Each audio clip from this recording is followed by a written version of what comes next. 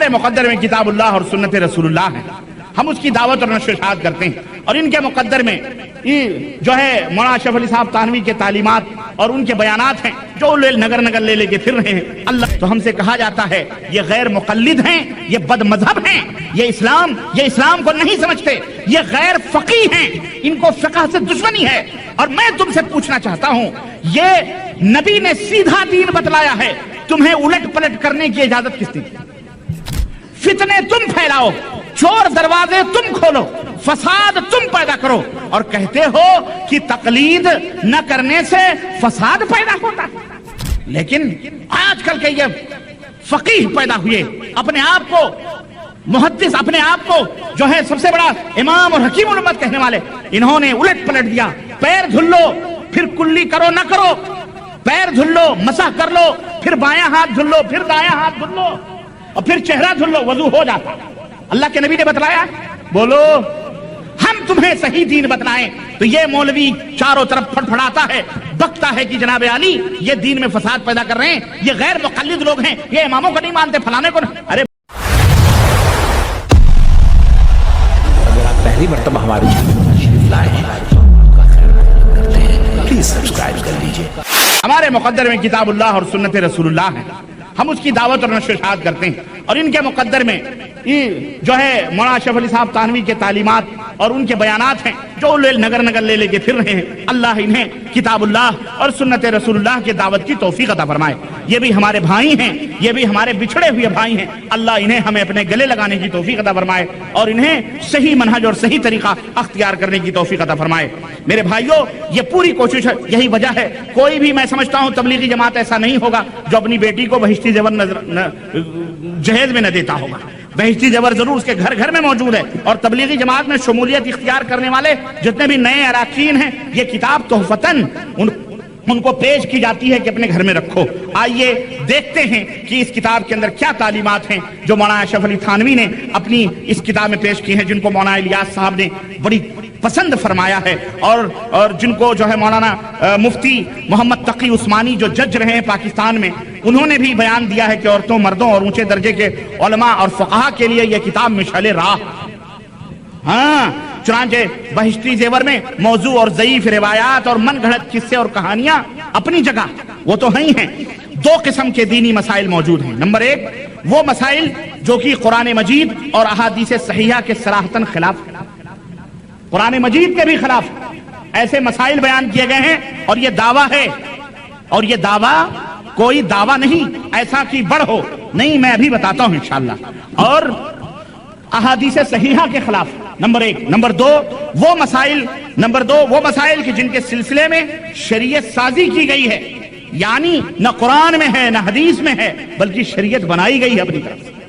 استغفر اللہ۔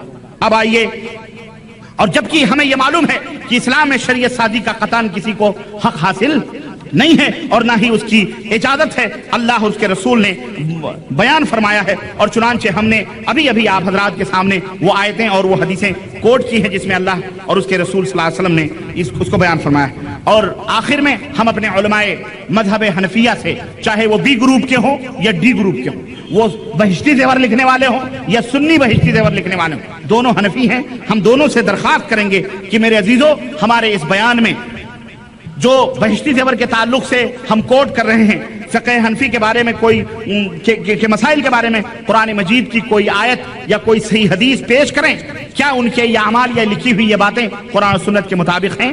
نہیں تو توبہ کرو اور اللہ کے لیے، اللہ کے صحیح دین کی طرف آؤ۔ اللہ تعالی ہم سب کو قرآن و سنت کے اتباع کی توفیق عطا فرمائے۔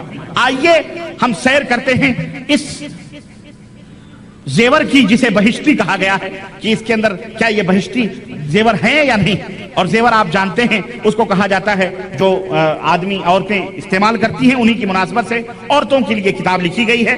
اس کے اندر کئی عقیدے لکھے گئے ہیں، جس میں ایک عقیدہ یہ بھی بیان کیا گیا ہے۔ ہم عقیدے سے اسٹارٹ کرتے ہیں کہ ولی لوگوں کو، جو اولیاء ہوتے ہیں، ولی لوگوں کو بعض بھید کی باتیں جاگتے میں سوتے میں معلوم ہو جاتی ہیں، اسی کو کشف اور الہام کہتے ہیں۔ نبیوں پر وحی ہوتی ہے، انبیاء پر وحی کے ہوتی ہے اور ولیوں پر کشف اور الہام کے ذریعے سے یہ بات معلوم ہو جاتی ہے. اس کو کشف اور الہام کہتے ہیں. میں پوچھنا چاہتا ہوں کہ یہ کشف اور الہام کے جو اصطلاحات صوفیوں نے بنائے ہیں اسے قرآن و سنت میں کہاں کون سی جگہ؟ اور اگر یہ کشف اور الہام کے دروازے آپ ہر حیرو گرو کے لیے کھول دیں تو پھر پتہ چلے تو پھر جتنے بھی خرافات آج دین کے نام پر شرک اور بدعات ہو رہے ہیں اور تصوف کے نام پر جو ایک الگ سے دین بنایا گیا ہے اس کی کیا حیثیت ہو رہی ہے، وہ کہاں جائیں گے؟ اس لیے میرے عزیزو یہ ایک عقیدہ ان کا یہ ہے، ولیوں کو کشف اور الہام سے، اور کہتے ہیں عام لوگوں کو نشانیوں سے بعض باتیں غیب کی معلوم ہو جاتی ہیں.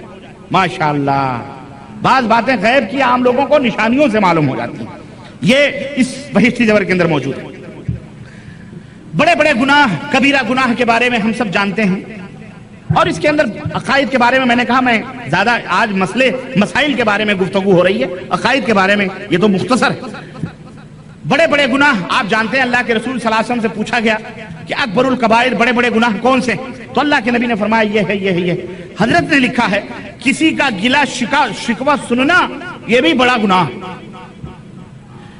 کسی کی شکوہ شکایت سننا کیا ہے؟ یہ بڑا گناہ ہے. اعوذ باللہ. ابھی آپ کے پاس کوئی شکوہ شکایت لے کے آتا ہے تو آپ سنیں نہیں، خلاص نہیں سنتے بھائی، یہ کبیرہ گناہ ہے، ہم نہیں سنتے، کبیرہ گناہ ہے. یہ حضرت کا اپنا من گھڑت مسئلہ ہے. اسی طرح کہتے ہیں کبیرہ گناہوں میں سے گناہ یہ ہے اناج کی گرانی سے خوش ہونا. اناج مہنگا ہو گیا اس سے خوش ہو جانا، یہ بھی کبیرہ گناہ.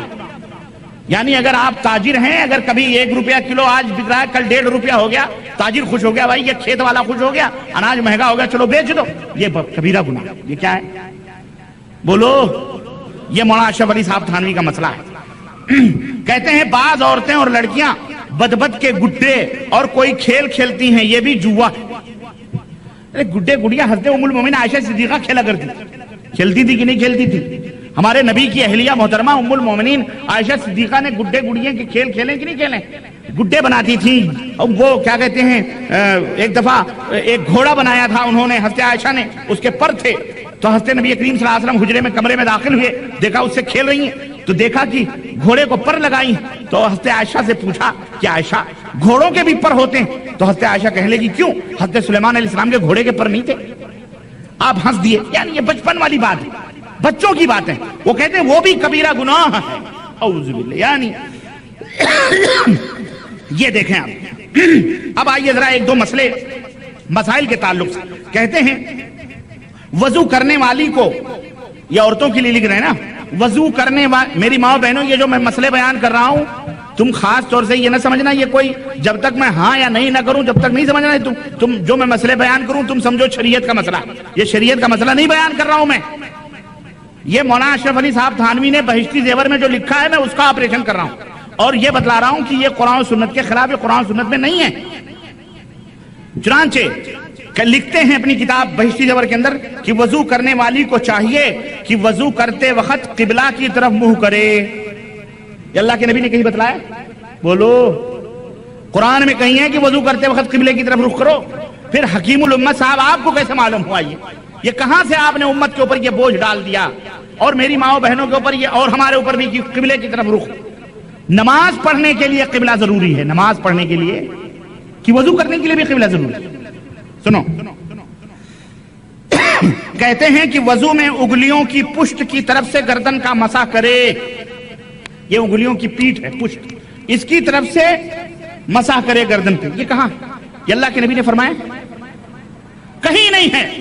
جاؤ، میں چیلنج کرتا ہوں، کہیں یہ روایت نبی کریم صلی اللہ علیہ وسلم کی حدیث میں نہیں، بلکہ گردن پہ مسح ثابت ہی نہیں ہے صحیح حدیثوں سے اللہ کے رسول، چاہے مردوں کے لیے ہو یا عورتوں کے لیے ہو. جو اعلیٰ حضرت حکیم الامت نے عورتوں کے لیے لکھا ہے. اور آگے بڑھو. کہتے ہیں وضو میں بعض باتیں ایسی ہیں کہ ان کے چھوٹ جانے سے وضو ہو جاتا ہے. ایسی چیزوں کو سنت کہتے ہیں. سنو، یہ فقہ ہے، فقہ. یہ بہشتی زیور ہے. یہ کون سا زیور ہے؟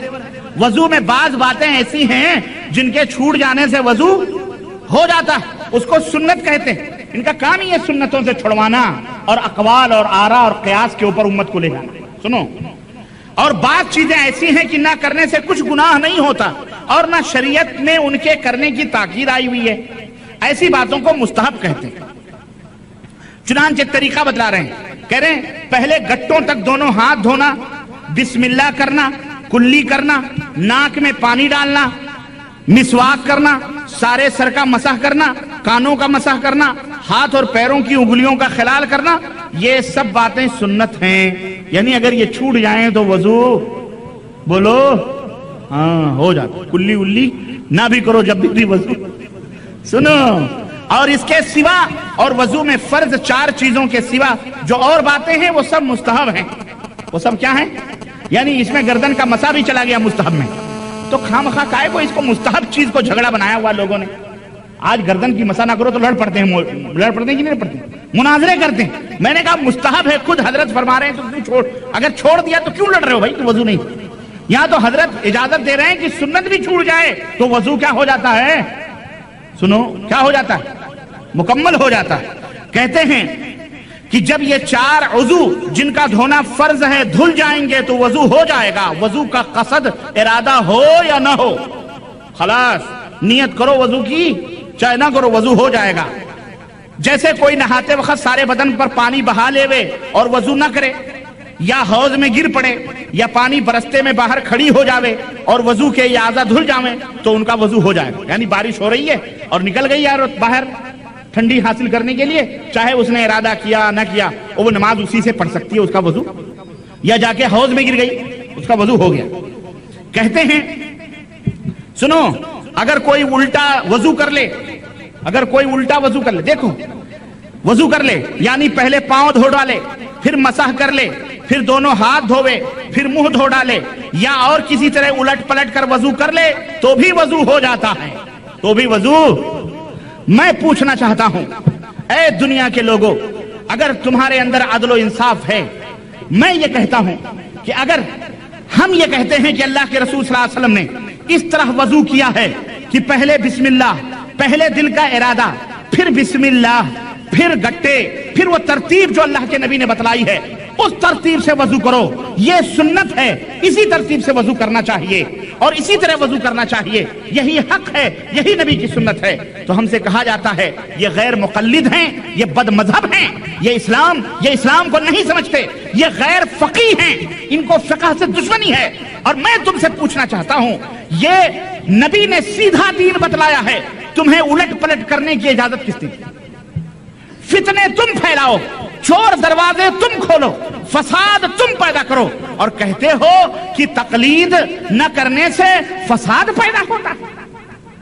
یہ بولو اتباع کرنے سے فساد پیدا ہوتا ہے یا تقلید کرنے سے فساد پیدا ہوتا ہے؟ بولو تقلید کرنے سے فساد پیدا ہوتا ہے. بگاڑا دین کو کس نے؟ نبی نے سیدھا بیان دیا, وضو اس طرح سے کرو, وضو اس طرح سے کرو. میرے صحابہ اسی طرح وضو کرتے رہے. لیکن آج کل کے یہ فقیہ پیدا ہوئے, اپنے آپ کو محدث, اپنے آپ کو جو ہے سب سے بڑا امام اور حکیم الامت کہنے والے, انہوں نے الٹ پلٹ دیا. پیر دھل لو پھر کلی کرو نہ کرو, پیر دھل لو مسح کر لو, پھر بایاں ہاتھ دھل لو, پھر دایاں ہاتھ دھل لو, اور پھر چہرہ دھل لو, وضو ہو جاتا. اللہ کے نبی نے بتلایا. بولو ہم تمہیں صحیح دین بتلائیں تو یہ مولوی چاروں طرف پھڑپھڑاتا ہے, بکتا ہے کہ جناب علی یہ دین میں فساد پیدا کر رہے ہیں, یہ غیر مقلد لوگ ہیں, یہ اماموں کو نہیں مانتے, فلانے کو. ارے بھائی اگر یہ دین منوانا ہے تو ہم ایسے دین کو نہیں مانتے. اپنے نبی کا سیدھا عمل چھوڑ کر تمہارے مولویوں کے یہ بگاڑے ہوئے دین پہ ہم عمل کیوں کریں بھائی؟ کوئی زبردستی ہے؟ بولو ہے کوئی زبردستی؟ کوئی زبردستی نہیں. اس لیے اللہ سے توبہ کرو, دین کو تم نے بگاڑا ہے. ہم نے دین کو بگاڑنے سے لوگوں کو, ہم نے کہا جس طرح نبی نے کیا ہے اس طرح کرو. نبی سے خلاف بغاوت, بولو صحیح ہے کہ نہیں ہے؟ یہ دین ہے؟ یہ بہشتی زیور ہے؟ نہ, یہ بہشتی زیور نہیں ہے, یہ فسادی زیور ہے. یہ کون سا زیور ہے؟ یہ ڈپلیکیٹ ہے, اصلی نہیں, یہ نقلی ہے.